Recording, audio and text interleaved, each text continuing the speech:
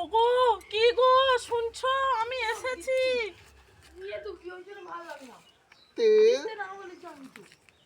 তে ডাকতো আমাতে, তুমি এতে তো হ্যাঁ, এতদিন তো তাই ছিলে,